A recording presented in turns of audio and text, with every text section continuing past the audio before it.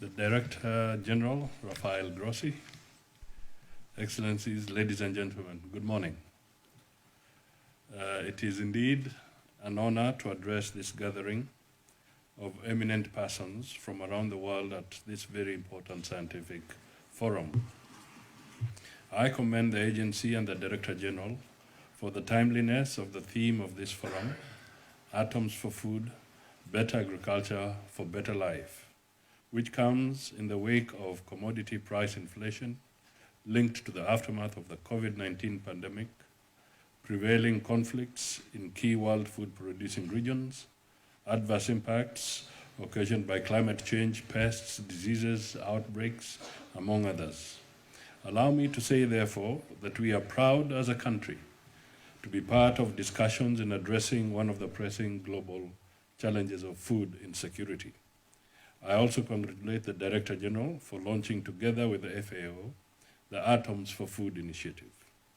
According to FAO, with only 6 years from 2030, hunger and food insecurity trends are not yet moving in the right direction to end hunger and food insecurity by 2030.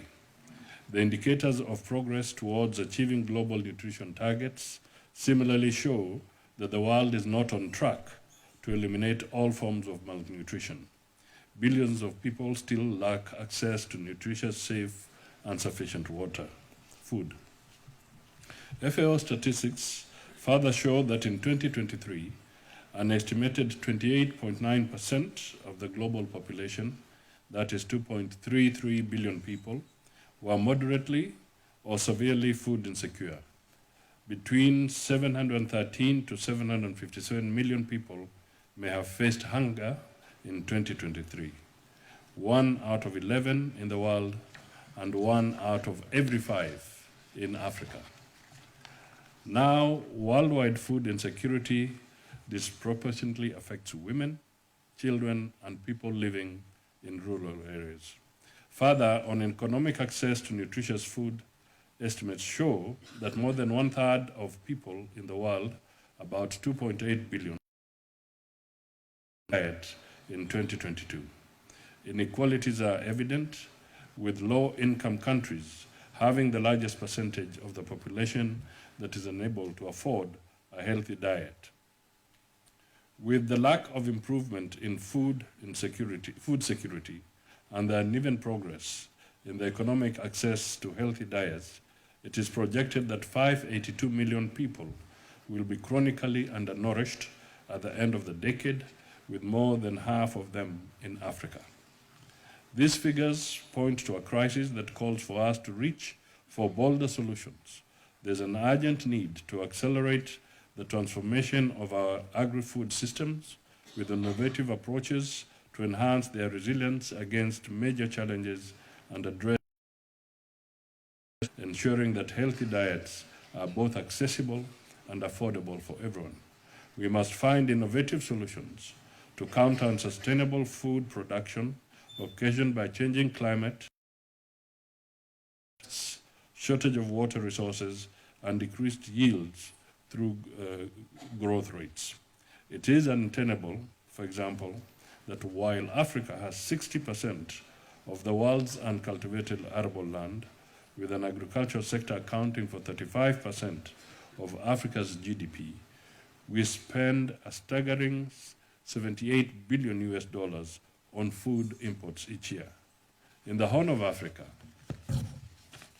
there is no year or season in which the whole region receives normal rainfall and is free from climatic anomalies such as floods or drought.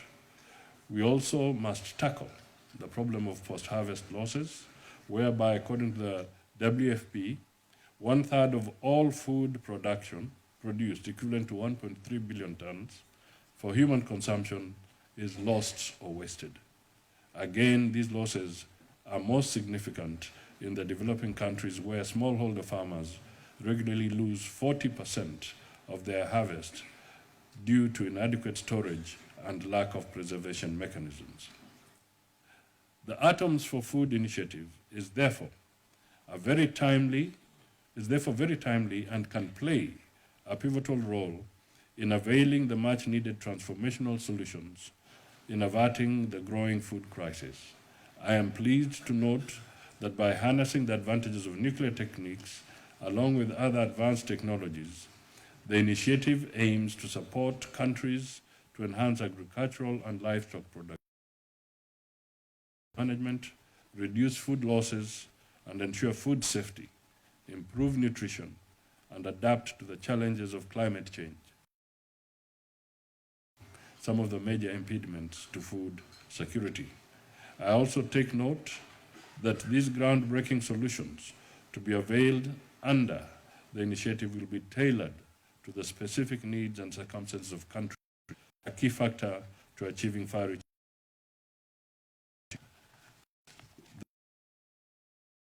agricultural sector is the backbone of Kenya's economy, contributing about 24% of the country's GDP and 65% of export earnings. In addition, agriculture has the highest effect, providing the livelihood of over 80% of Kenya's population, owing to its strong forward and backward linkages to other sectors of the economy. Hence, the strengthening of our agricultural sector is a key development priority for Kenya. Cognizance that innovation in agriculture addressing food security challenges, the government focus is on incentivizing production by adopting responsive technological innovations and promoting mechanization and digitization of agriculture to enhance effectiveness and efficiency in agri-food systems performance. Nuclear and related techniques come as very effective in managing the challenges brought about by climate change and improvement in productivity and nutrition quality that is greatly needed in the world.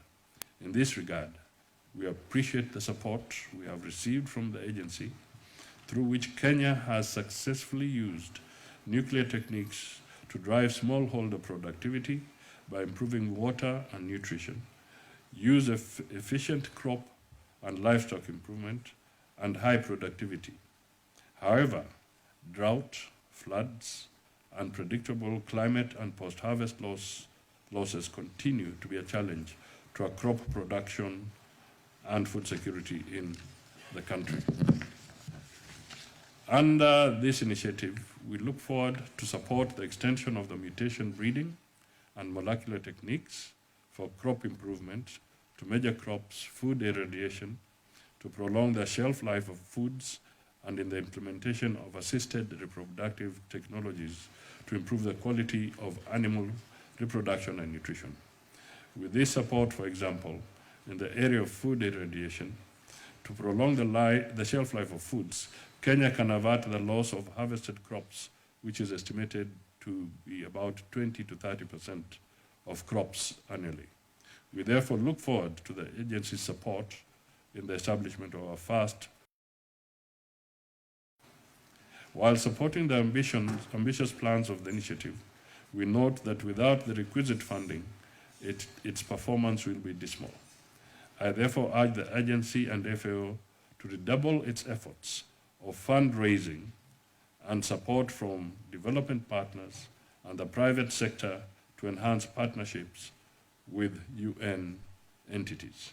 Kenya has several institutions such as KALRO and universities that will continue to offer training and services to other African countries looking forward to become a regional hub with the support of the agency.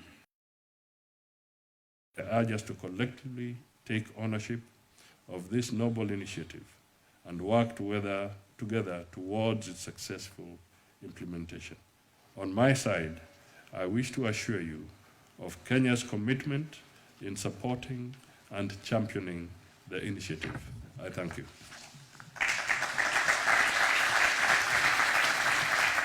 Thank you, His Excellency.